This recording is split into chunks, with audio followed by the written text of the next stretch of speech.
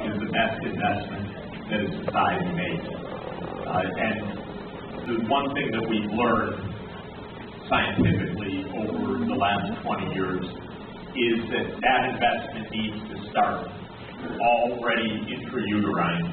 That the pregnant mother is healthy, that she has antenatal visits, that delivery is safe, and that a neonate is then helped through critical stages of life to be able to arrive at age 6 or age 7, ready to learn, ready to be a healthy member of society.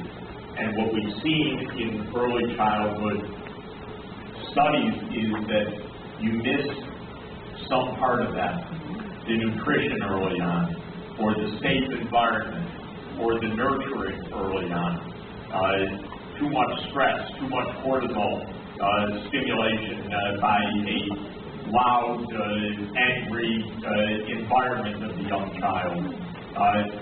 The consequences last a lifetime and even beyond to the next generation. I have no doubt that early childhood development is the most crucial, sane investment of any civilized society.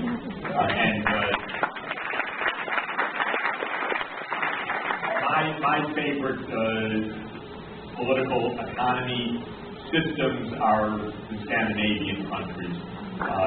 Denmark, Norway, Sweden. These are healthy, balanced societies, but one of the things they do, they invest in early childhood development systematically. Children have a safe place to go. You know, we don't have even that basic concept in this country. We don't have enough spots for Head Start. It's unbelievable. And we're leaving such a large proportion of our kids behind, almost guaranteed by the time they even get to first grade. So this is craziness from the point of view of disinvestment in a society. And I think that it absolutely should be a cornerstone of everything that we do. And when they get a little bit older, I believe that every first grader should understand what sustainable development is. You know, that's a big phrase, but they can understand that they want to be in a community where the nature is safe and where the community is nice and where they have a chance for their own future. And that's what sustainable development is. And it's such a lovely concept in that it can be something that can be grasped from a 6-year-old all the way forward. And I think that that's a generational commitment for us to help with the tools that they're going to need for this very, very complicated world.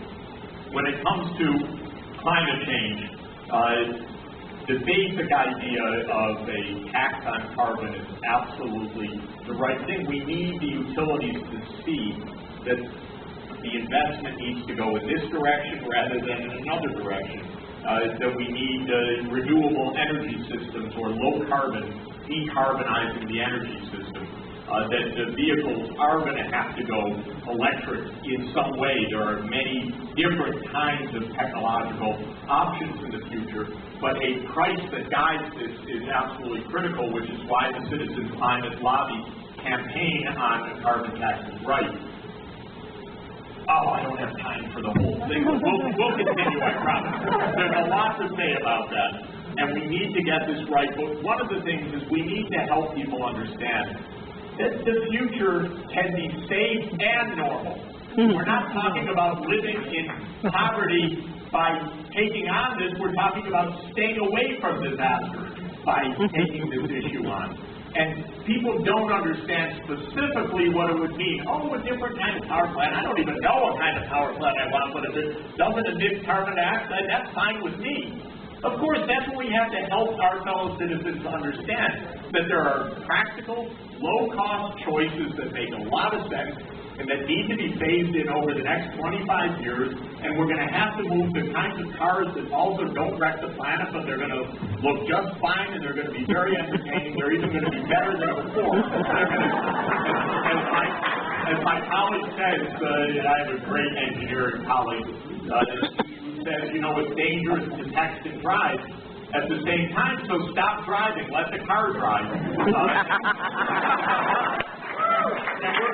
self-driving, low-cost, light, smart vehicles with all of our new IT capabilities. They're going to emit a lot less, and they're going to emit very little carbon dioxide if they're hooked up to a clean grid.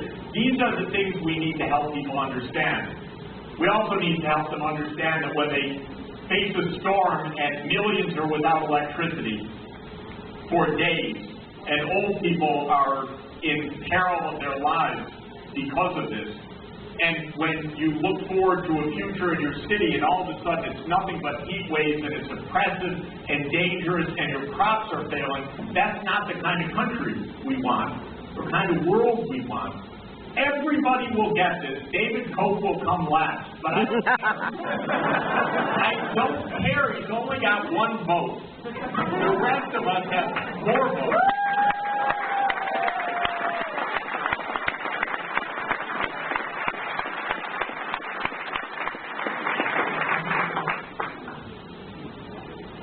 You know, I've been teaching now for 32 years on the faculty, and I've seen a lot of generations come.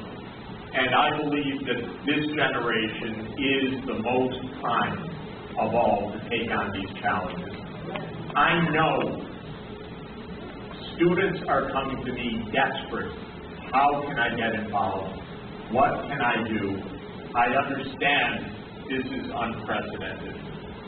These are big and complicated challenges, but they want to take them on. There's a wonderful young woman at Yale, Jefferey Sachs, who some of you may know. She runs a conference each year called Unite for Sight. She took on as a sophomore at Yale the idea of fighting blindness. She had no special reason to do it, but she was committed to it. Now she has a conference that once a year brings thousands of people to New Haven. It's inspired action all over the world. I meet with some of you who have mentioned already today that we've seen each other at that meeting. And I see that kind of activism all over the place. There's a Millennium Campus Network, MCN. Anybody hear from that? Heard that? No, we got to get connected. Come on. We got to get results and MCN connected so that we really can, and Citizens Climate Lobby, so that we can really get the campuses around this country empowered and motivated and moving because the kids want to do it. It's their world. They want to take it on. They know we're kind of leaving them a mess. You know, I tell them often that I'm giving them a homework assignment. They have to end poverty and end climate change. I tell them it's okay. You have 25 years. It's open book. Working groups. And they're ready to take on the assignment. So let's empower them to do it. Thank you.